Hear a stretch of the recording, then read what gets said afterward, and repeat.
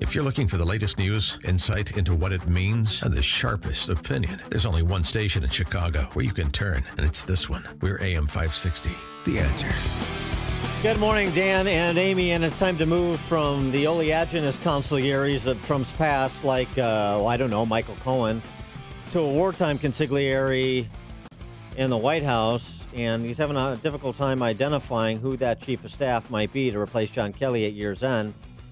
And there's all kinds of names being bandied about. I don't know. My favorite so far is probably Mick Mulvaney because he's proven up at OMB. Yeah, there's Steve Mnuchin's on the list. Not a favorite. Congressman Mark Meadows. He's staying in Congress. So it sounds like if you were offered the job, you would say yes.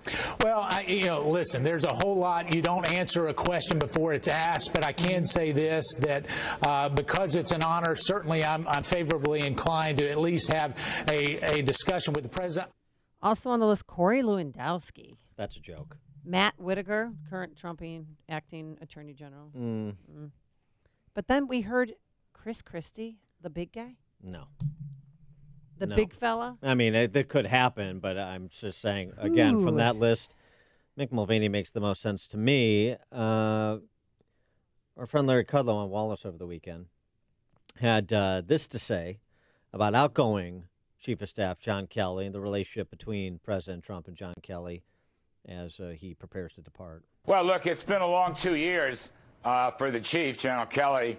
He ran Homeland Security and has been running the White House staff. I think, by the way, he's been a very good chief, very orderly processes in the White House. As you know, it's not an easy thing to do. General Kelly is a remarkable patriot. He has given such phenomenal service to this country. Perhaps it is time for arrest. President Trump, at our senior staff Christmas dinner Friday night, had some wonderful complimentary things to say about the chief. I heartily concur. So I suppose it's time to move on. I don't think people care that much about the palace intrigue in the White House, but by the same token, personnel is policy. Your chief of staff matters, and so that selection matters. And people wonder why President Trump tweets so angrily at CNN. Listen to how they described it this morning about Trump trying to find a new chief of staff. Multiple sources familiar with the president's mood tell us he's super pissed at the process of replacing John Kelly. And they had super pissed on the chyron on the bottom. Those sources included, but were not limited to, Jim Acosta and Don Lemon. For more on this topic and, of course, the sentencing memos, we're pleased to be joined by our friend Andrew Klavan, podcaster. Another Kingdom, Season 2 is his podcast. And also, of course, a famed Hollywood screenwriter, including of the new movie, Gosnell, The Trial of America's Biggest Serial Killer, which you should see if you have not. It's still available to see out here in Chicago suburbs. Andrew Klavan, thanks for joining us again. Appreciate it. Always nice to be here. Thanks. So what about the chief of staff position as the Trump administration is in a bit of transition? Well, personally, if I were on the short list, I would be hiding under the sofa pretending I wasn't home. I mean, I think it would not surprise me if John Kelly, a combat veteran Marine, now checks into the VA for treatment of post-traumatic stress disorder. Trump has a chaotic management style, and it seems to suit him, and it seems to actually get some stuff done. But it can't be very pleasant to work with, and so it's going to have to be somebody with both a strong personality, but also an ability to meditate at a level of a Jedi warrior. I mean, because isn't President Trump his own chief of staff? I mean, does he even need a chief of staff? You know, there wasn't a chief of staff before. Truman, I think, was the first one to have one, and I'm sure that Donald Trump makes his own decisions about who can get in and who can see him in his scheduling. So, yeah, you're absolutely right. If it's not the position they can fill, he'll do it himself, and I don't think that would be an utter disaster. I think that John Kelly really did seem to bring a measure of order and professionalism to the White House. I mean, I really do think he deserves the praise he's receiving. When you have to remember, I mean, this is one of the untold stories of the Trump White House. People don't tell it because they hate Trump so much. They're just so busy attacking him, that he did come in an utter neophyte. I mean, he is really, I cannot think of another president who came in without the kind of political expertise that it usually takes to run these offices. His staff has gotten better and better. His cabinet has gotten better and better as he has shed the kind of some of them grifters, some of them just inexperienced philosophers who were the only people he could get to be in his campaign. And a lot of what we're seeing now is basically payback for the fact that he brought in these outsiders. He brought in anybody he could get, and I think that Kelly did a great job in kind of turning that around and making it a more professional White House. Yeah, and I'll tell you what, you make a good point to sort of remind us to not get too swept up in the D.C. press corps propaganda. You know, his cabinet, and we said this as it was being formed, but, sort of forget now 2 years in, his cabinet was a strong cabinet. There are a lot of talented people that are cabinet secretaries that are bringing professionalism, advancing a deregulation agenda across these agencies, and that shouldn't be discounted. It's just that he's beset by these bottom feeders that he, came into politics with. Exactly, and not only that, of course, there's the fact that if you go against the leftist establishment, and it is now a leftist establishment, an administrative state that is basically run by the left for the administration of unelected power, for the exercise of unelected power. If you go against that, they're going to find anything they can about you, anything you've said or done that can be used to make a scandal out of you. They chased Pruitt out of the EPA, and he was unwise to do some of the things he did, but it was basically a hit job to get the guy from stopping his program of deregulation, which is thankfully being continued now. But still, it's a very dangerous position. If they came to you and said, oh, would you like to come over to the Trump White House and deal with this obstreperous president on the one hand and a murderous leftist media on the other, you might just think I'd rather, work on an oil rig, basically. Well, there's a busy day today. Paul Manafort's going to face new charges. Mike Flynn is... it's hard to say. I really don't understand. To me, maybe this is not a complete picture, but to me, I'm watching this, and I feel like none of the charges that are being thrown at these people have anything to do with Russia and Trump's campaign. Collusion is not a crime, so even if there was something where Trump's people were meeting with Russian agents, that wouldn't be a crime. So what exactly is going on here? I mean, we now have this leak to CNN that said that the FBI decided that the president needed to be reined in. Now, think about that for a minute. This is a law agency deciding that the president needs to be reined in. Their argument for starting this investigation of his campaign was that they were so sure that some Russian skullduggery was going on. They basically spied on a political campaign. They tapped people's phones. I don't understand why the criminal investigation has not turned the other way. I mean, now that the Republicans have lost the House, I don't think they're going to be able to investigate this anymore as effectively as they have before. But what on earth was going on here? I mean, everything we're hearing about now, they're talking about campaign finance violations.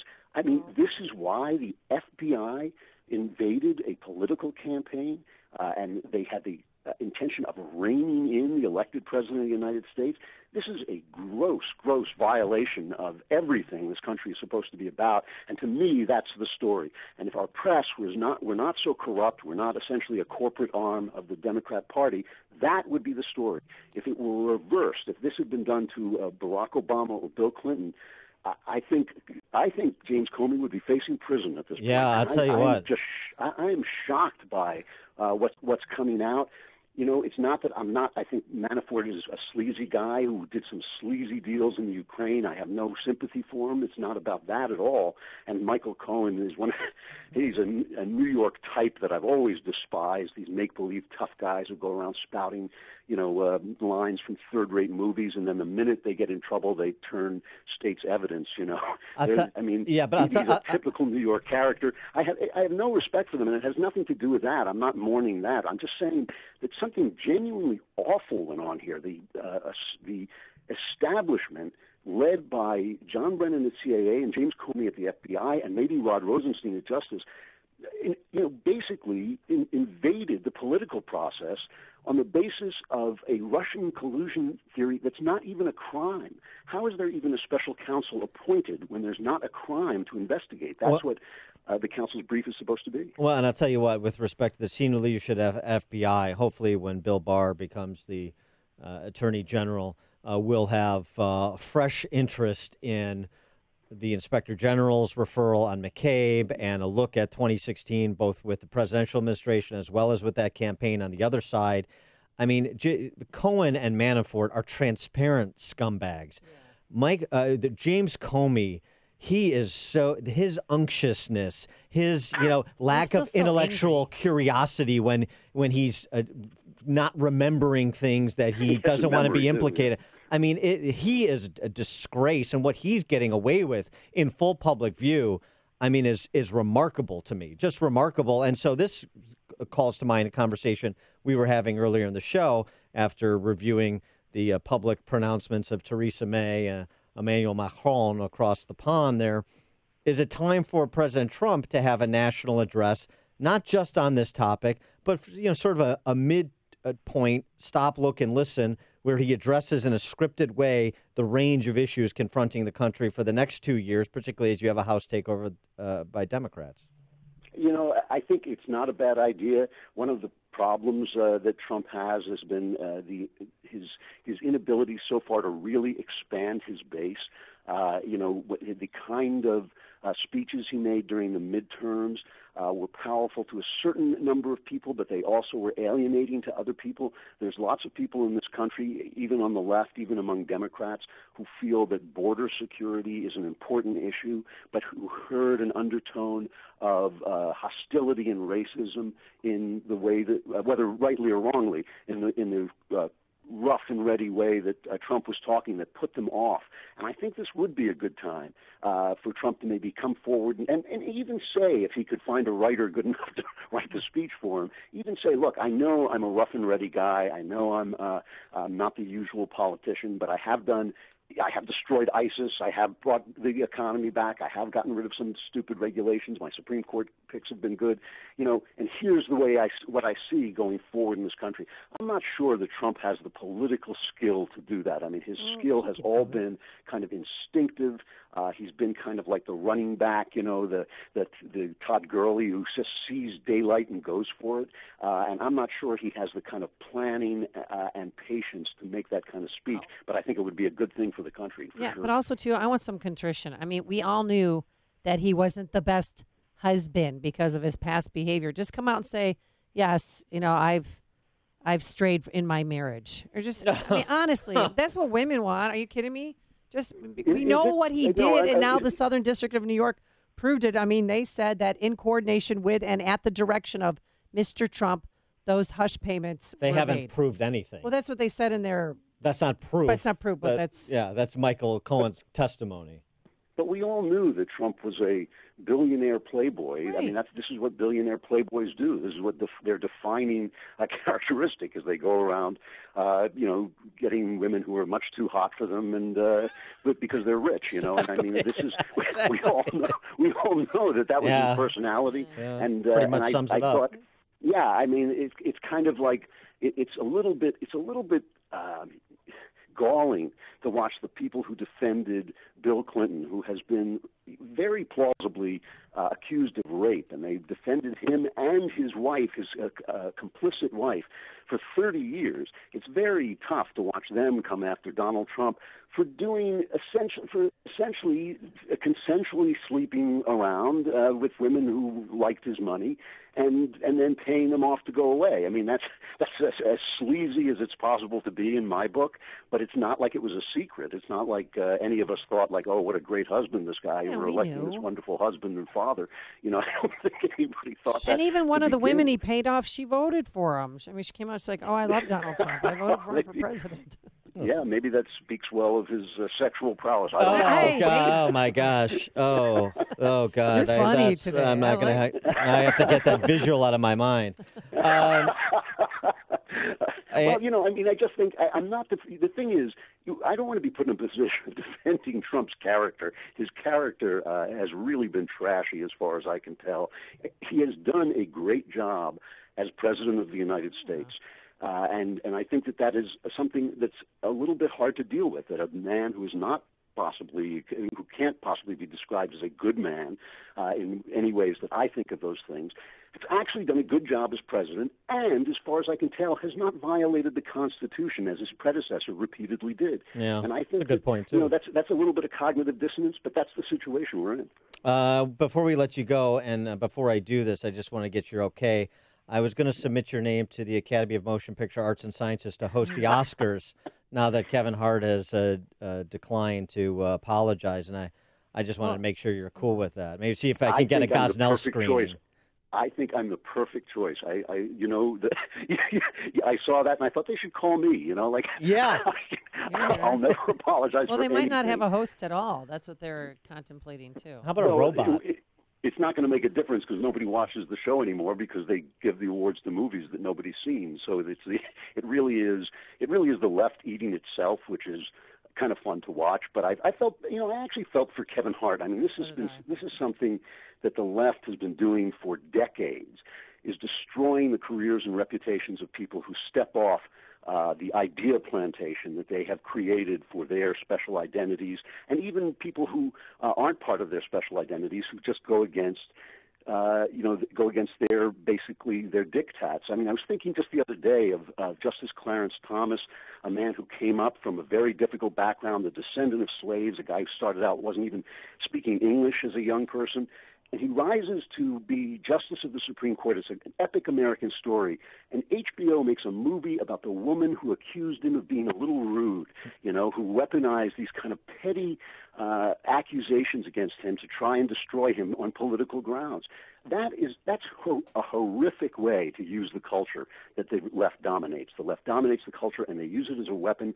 Kevin Hart, whatever you think of him as in his talent, he worked his way up from a very tough beginning to become a star in a very tough business, and they just shot him down for nothing, for absolutely nothing, for an untoward tweet that he sent years ago. I mean, it is just disgusting, this leftist domination of the culture and the people it destroys, the good people and the people who've worked so hard to get what they want. I just think it is an absolute disgrace, and I think that I wish that more people would stop and refuse to apologize, but also stand up and say, we want Kevin Hart in there. Don't take him down. So he sent out a tweet you didn't like.